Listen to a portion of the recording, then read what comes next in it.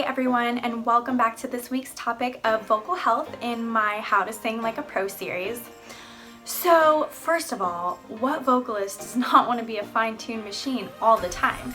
I mean, we're kind of expected to be, right? So if somebody were to call you and say, hey, I have this opportunity for you, can you come in and audition for us tomorrow? You're gonna have to hit a high C, or you're gonna have to belt this super hard note, or whatever it may be.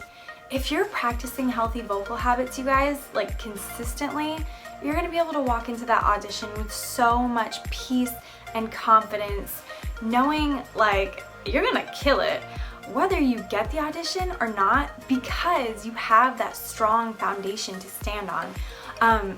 But that takes consistency like anything else in life. And you know, as singers, we've all heard it before: more support, more projection, better breath control, more vibrato, less vibrato. But what does all that even mean? And how do we even go about achieving it? Is there some kind of strategy? Where do we start? You know, all that good stuff. I know I've been there before. So that brings us to tip number one. Oh, and in this video, I'm going to be doing tip number 1 and tip number 2.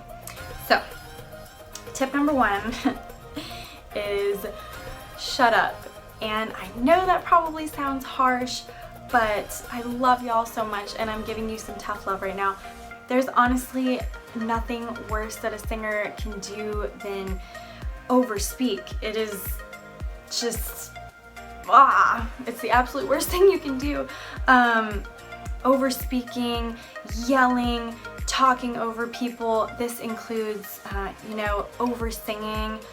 I know that I can definitely see a difference if I go and do a show after being silent all day and just warming up. So during the day that you are silent, of course warm up, but I can so see a difference when I am silent as opposed to spending the whole day speaking to people or being on the phone or whatever it may be.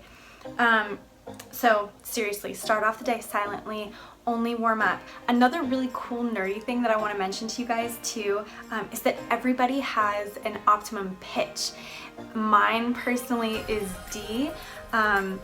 So when defined, it is the frequency of vocal fold movement that allows optimal resonance with the least vocal effort.